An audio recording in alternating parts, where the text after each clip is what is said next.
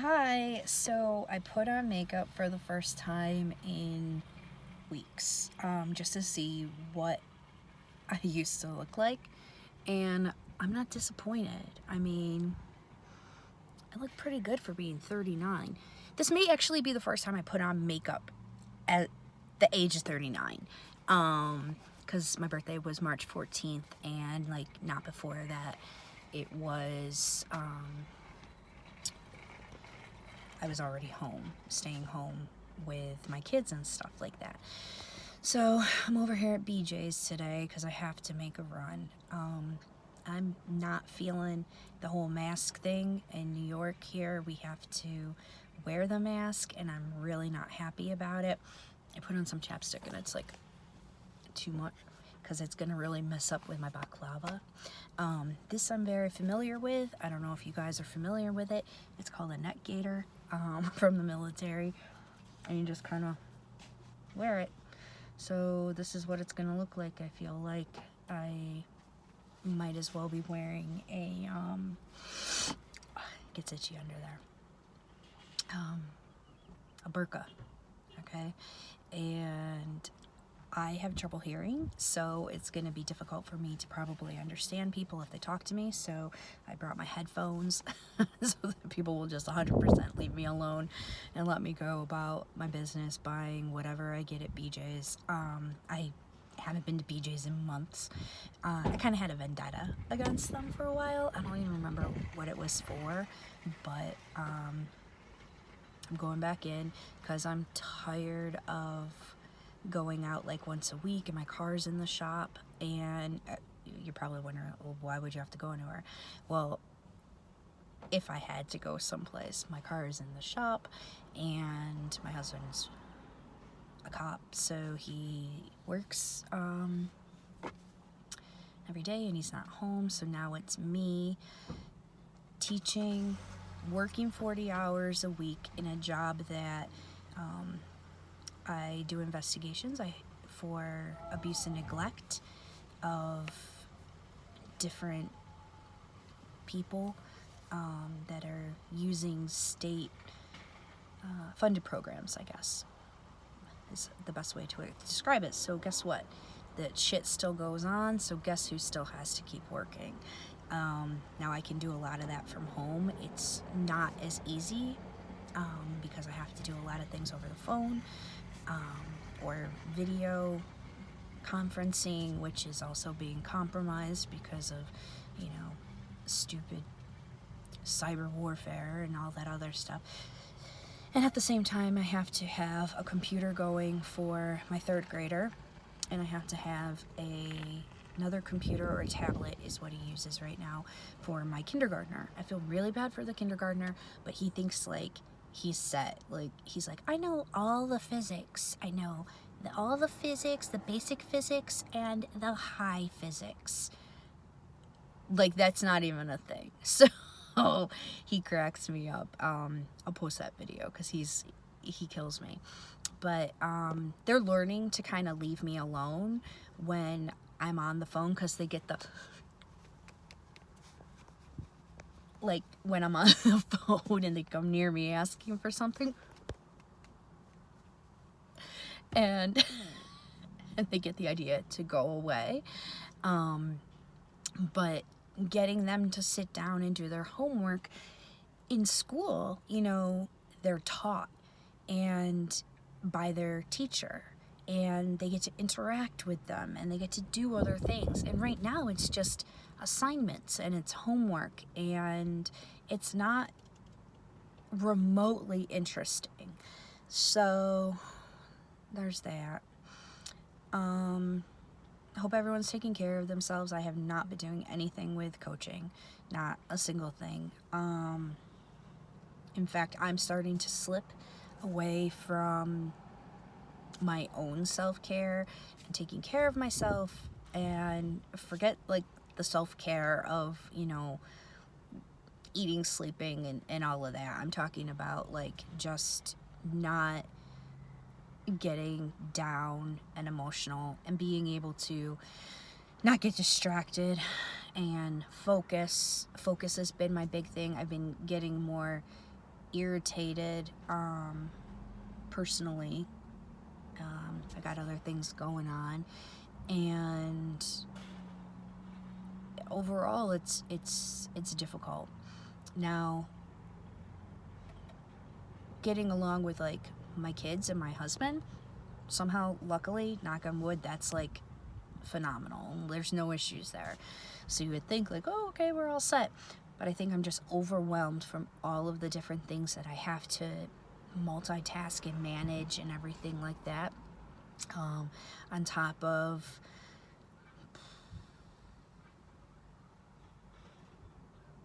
I don't even know what to say. I started this job not like late December, the day after Christmas. So it's only been a couple of months, and we've been home for most of this, right? So I'm supposed to be in this like probationary training status for a year.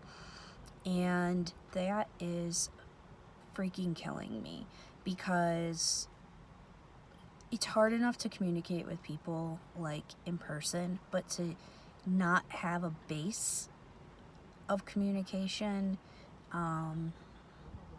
before you move into just doing phone calls and things like that, and emails. Oh fuck, forget it.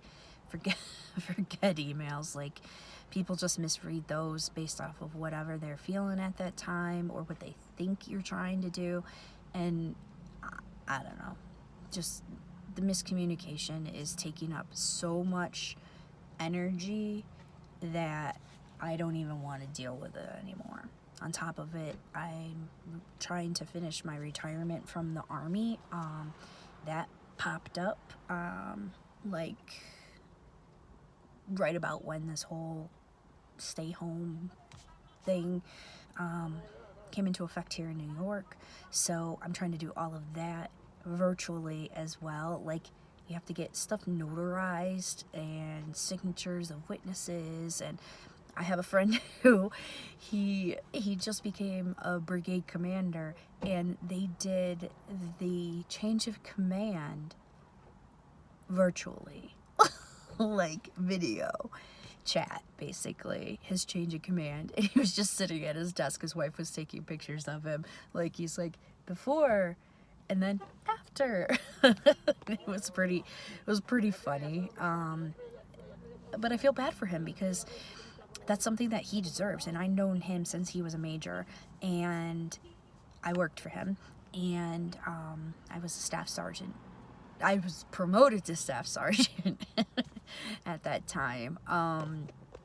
And he always took care of me, like always looking out for me, but with tough love. Like, no, you don't get away with stuff with him or anything like that. Like, you're gonna get stuff done. And I appreciate that. I appreciate that a lot. I'm very much the same way. I learned a lot from him. Shout out to Dave Heflin. Congratulations, taking up the 11th MP Brigade. Yeah, so I totally digressed, but I really am thankful for everyone kind of letting me take a couple minutes to talk to you. I am available if you want to hit me up.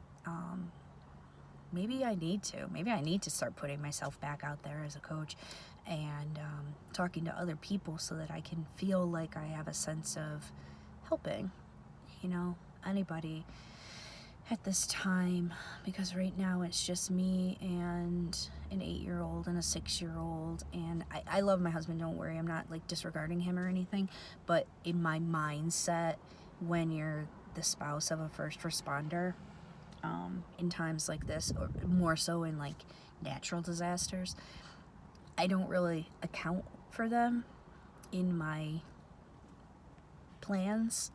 It's like, okay, if you're here, you're here. If you're not, I've already got my plan going. So, yeah, it's a lot. It's a lot going on, but a lot of positive things. So let me tell you about some of the positive things. What did I do? I'm having a lot of fun with my kids. They're cool. We are like getting to know each other and everything like that, and bonding and helping out and taking care of each other and things like that, which is pretty cool. I guess everything's a plus and a minus with that. They're kind of losing that authority figure from me, so I did have to do like the very loud, shocking yell when you have to get their attention, and then they start crying like "Eh." Like, listen guys, I did not yell that loud to, like, because I'm mad at you. It's because I need your attention and you're not paying attention to me. So there's a lot of that. Not a lot, but enough that it happened recently, so it's like fresh in my mind, so it's kind of like irritating.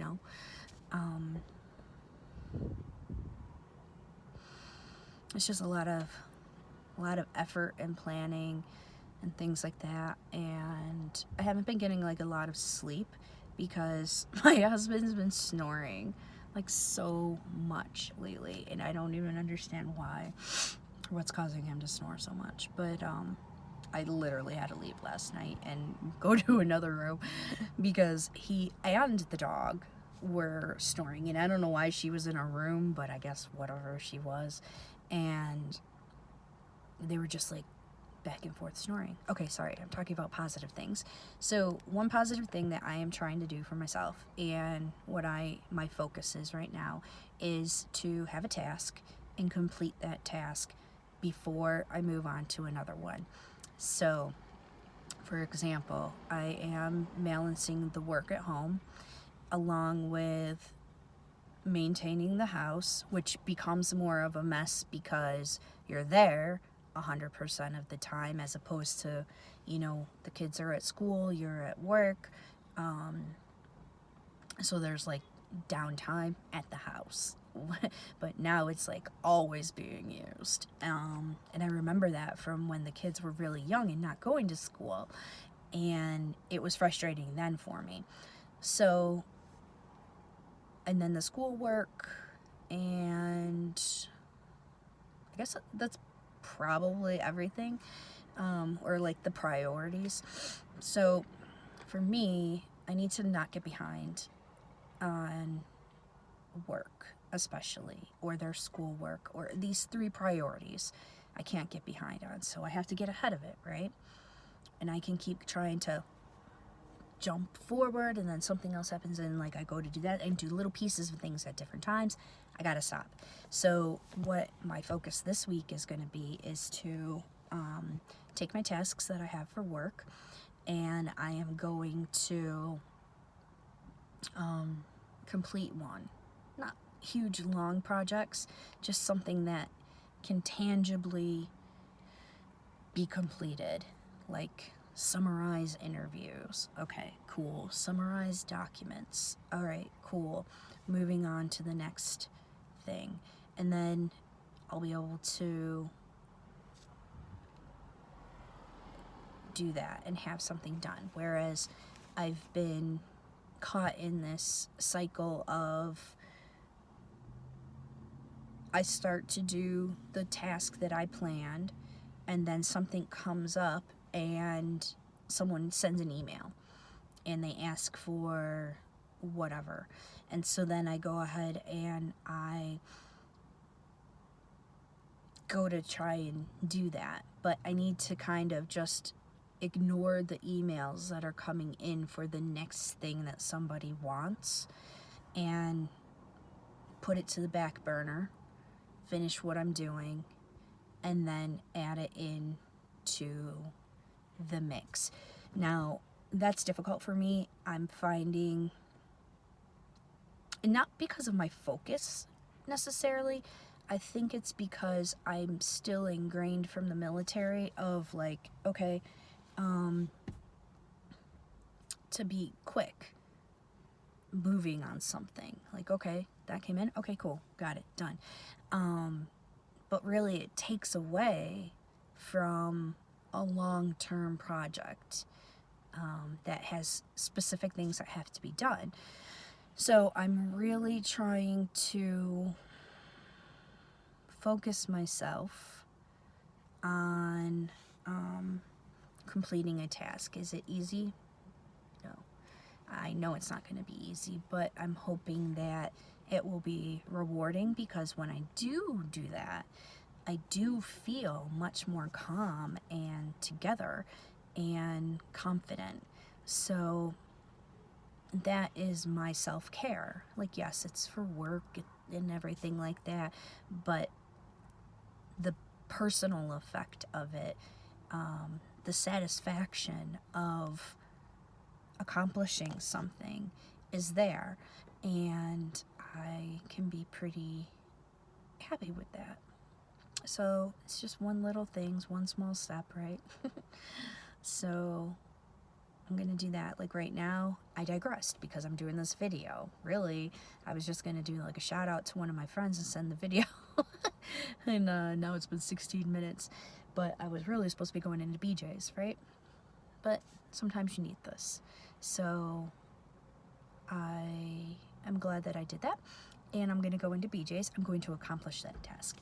After BJ's, I'm going to go across the street over there to Panera. They have a drive-through, and I'm going to get something to drink. I don't know, maybe a smoothie, maybe a fruity frou-frou coffee. I don't know, but that's my plan. And then I'm going home, and I will figure out what the next step is depending on the situation, because my husband's trying to, or he says that his goal today is to get the kids caught back up on their schoolwork, because this was our transition week of me taking over the teaching, because he'd been off because he was quarantined, actually. So that's another thing. We're just kind of getting back on a schedule, because he was sick and everyone was sick in our house from this COVID-19, whatever it is, or just sick. So, you know, that takes a lot of time away from things. So anyway, I'm looking forward to this week as a challenge to meet tangible objectives. So I invite you and encourage you to do the same thing. Pick one thing at a time and complete it, and then move on to the next thing. And you'll have a sense of accomplishment for whatever it is that you finished. But not just because that thing is done, but because you yourself accomplished a task. And you can feel good about that. Reward yourself. Give yourself a high five, something like that. You gotta, I can't think of the word. You have to compliment yourself, or give yourself kudos for the things that matter and the things that are done. It's not be hard on yourself all the time. Like, you can't live in that type of environment. And since I'm not in a very supportive environment at work right now, where I'm being like encouraged on things that I have done, instead it's, the opposite of, you got to get this done, and there's this, well, this wasn't done, like, or, well, it was, but whatever, like, you have to do this now this, now that, like, all right, cool, whatever. It's time for me to take back my own happiness, right? And I need that. You need that. Everybody needs that.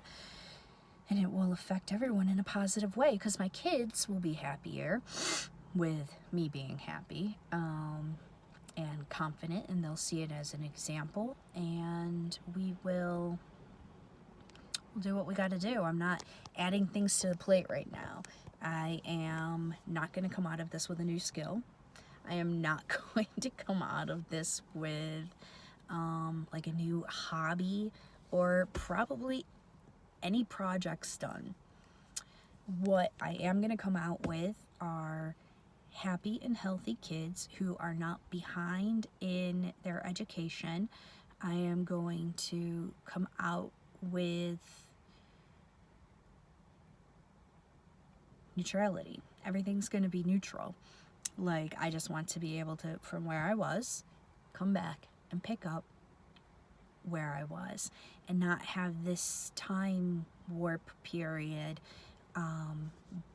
affect anyone where it can become an issue in the future. So, yeah, that's the plan. So again, I encourage you to try and do the same thing. Take one task and complete that task.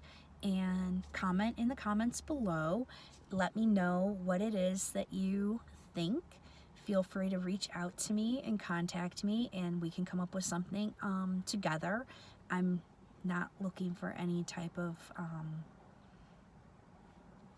like payment or anything like that during this time, because I just feel like I want to give back, and if that's what people need, then, and I think it is what people need, then I feel fortunate and happy to be able to provide that for them, and take a little bit of stress off of their plate and off of their back.